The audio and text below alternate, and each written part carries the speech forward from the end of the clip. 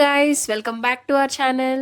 ఈ రోజు మా ఇంట్లో అందరూ ఇష్టంగా తినే ములక్కాడ పప్పు చారు అనమాట. మీరేం చేసుకున్నారు కామెంట్స్ లో చెప్పండి. అండ్ రెసిపీలోకి వెళ్లే ముందు ఫస్ట్ టైం మన ఛానల్ ఎవరైనా చూస్తున్నట్లయితే వీడియోని లైక్ చేయండి, ఎండ్ వరకు చూడండి, సబ్స్క్రైబ్ చేసుకోవడం అస్సలు మర్చిపోద్దు. ఇప్పుడే మా చెట్టు నుంచి ఫ్రెష్గా కోసుకొచ్చాము మునక్కాయలు. మా చెట్టు కాయలు అసలు వగరు కానీ చేదు కానీ అస్సలు ఉండవు, చాలా తీయగా ఉంటాయి. మాకే అసలు ఆశ్చర్యం వేస్తుంది ఏంటి ఇంత తీయగా ఉన్నాయని. ఈసారి ఎప్పుడైనా మా చెట్టును కూడా ఖచ్చితంగా చూపిస్తాను. మన ఛానల్ని ఫాలో అవుతూ ఉండండి. అందరూ నీట్గా వలిచేసుకుంటారు జనరల్గా మునక్కాయలు, కానీ మావి చెప్పాను కదా చేదు ఉండవు, అందుకనే ఆర్గానిక్ కదా, చెట్టు మాదే కదా. సో ఇలా కట్ చేస్తుంది అనమాట మా అమ్మ. పైనే తీసేస్తుంది, తోలు మొత్తం తీసేయదు. చూడండి, తోలు మొత్తం తీయలేదు. మీకు ఇష్టం లేకపోతే మొత్తం తీసేసుకోండి. మునక్కాయలు చాలా మంది ఇష్టపడరు ఇట్లా ఉంచితే, సో అది ఇంకా మీ చాయిస్. సో నెక్స్ట్ మనం హాట్ వాటర్ తీసుకొని ఒక పెద్ద నిమ్మకాయ సైజ్ అంత చింతపండు నానబెట్టి పెట్టుకోవాలి. చాలా మందికి పప్పు గ్యాస్ట్రిక్ ఇష్యూస్ వస్తూ ఉంటాయి అనమాట. అలా రాకుండా ఉండాలంటే ఏం చేయాలి, చూడండి ఇలా డ్రై రోస్ట్ చేసుకోండి. ఆ పప్పులో నుంచి మంచి అరోమా వచ్చేంత వరకు ఫ్రై చేసేసుకోండి. జస్ట్ డ్రై రోస్టే కదా, ఒక 3 to 4 minutes మనం చేసేస్తే సరిపోతుంది. సో ఇంకా ఆల్రెడీ డ్రై రోస్ట్ చేసాం కాబట్టి వీటిని కడగవసరం లేదు. మీకు నచ్చితే మీరు కడగండి.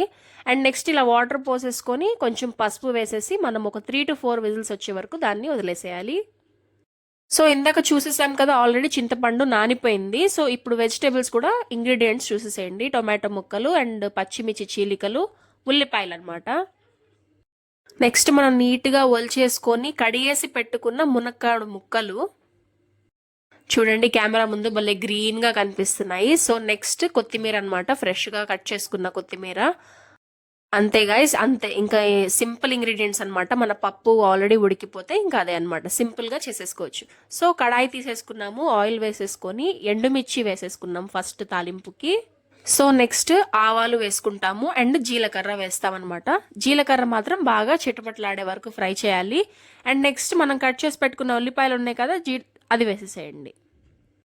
అసలు మన పప్పు చారులోకి ఉల్లిపాయలే మంచి టేస్ట్ గైస్. సో కొంచెం ఎక్కువే పడతాయి ఉల్లిపాయలు. బాగా ఫ్రై చేసుకోండి. అసలు ఇది చాలా బాగా తగులుతూ ఉంటాయి అన్నమాట నోటికి, తింటున్నప్పుడు చాలా బాగుంటుంది.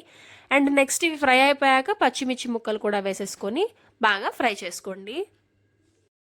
ఇలా చీలికల్లా వేస్తేనే బాగుంటాయి గాయస్. లేదు మీకు ఇష్టం లేకపోతే మీరు చిన్నగా కట్ చేసుకొని కూడా వేసుకోవచ్చు.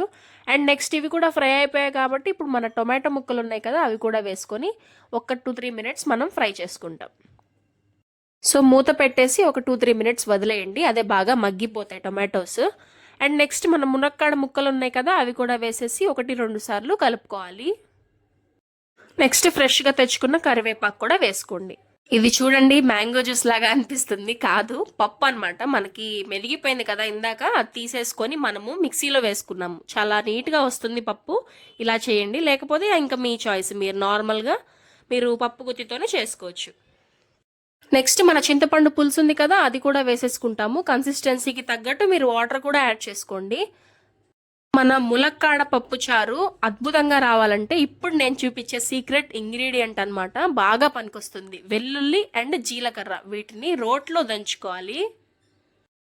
మీకు రోల్ అవైలబుల్గా లేకపోతే మిక్సీలో అన్నా మీరు తిప్పుకోండి ఒకసారి. సో చూడండి, ఇదిగో ఈ జీలకర్ర వెల్లుల్లి డైజెషన్కి ఎంత మంచిదంటే అసలు కొంచెం కూడా కడుపులో తేడా కొట్టదనమాట పప్పు తిన్నా కూడా. సో సాంబార్లో లేకపోతే ఇలా పప్పు చారులో మీరు ఇది వాడుకోండి, జనరల్గా బాగుంటుంది. నేను చూడండి ఒక పక్కన వీడియో తీస్తూ ఇటు పక్క మా సీనరీ ఎంజాయ్ చేస్తున్నాను.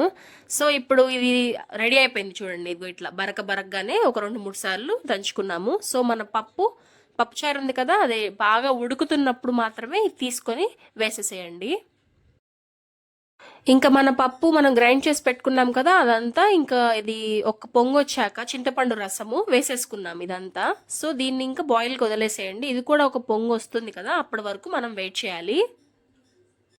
ములక్కాడలు కూడా మెత్తగా అవుతున్నాయో లేదో చూసుకుంటూ ఉండండి. ఒక్కొక్కసారి పప్పు ఉడికినా కూడా ములక్కాడలు ఉడకవు, సో అది జాగ్రత్తగా చూసుకోండి. సో ఇప్పుడు కారము అండ్ రాళ్ళుప్పు వేస్తున్నాం. మేము ఎప్పుడు రాళ్ళుప్పే వాడతాం మా ఇంట్లో. మీరేం వాడతారో కామెంట్స్లో చెప్పండి. చూడండి బాగా ఉడుకుతుంది మన పప్పు చారు. అసలు ఆ స్మెల్కి ఇల్లు మొత్తం గుమాయిస్తుంది. ఎంత బాగా వస్తుందో అసలు. ఈరోజు ఎప్పుడు తినాలా అని వెయిట్ చేస్తున్నాను. ఇప్పుడు మన జీలకర్ర వెల్లుల్లి ముద్ద ఉంది కదా, అది కూడా వేసేసి కలిపేసేయండి. అంతే గైస్, ఇలా హెల్దీ వేలో అసలు మనం వంటలు వండుకుంటే మనకి ఏమీ అవ్వదు. చాలా మంది తెలియక హెల్దీగా లేదేమో, పప్పు తింటే గ్యాస్ట్రిక్ ఇష్యూస్ వస్తాయేమో అనుకుంటూ ఉంటారు. సో తప్పనమాట, దానిలో వేసే ఇంగ్రీడియంట్స్ మన అమ్మమ్మలు నానమ్మలు అలా చేసేవాళ్ళు కదా, అందుకే మనకి ఏమీ అయ్యేది కాదు. లాస్ట్లో ఫ్రెష్గా కొత్తిమీర చల్లుకోండి, అంతే అయిపోయింది. సో వీడియోని లైక్ చేయండి, సబ్స్క్రైబ్ చేసుకోవడం మర్చిపోతే. బాయ్.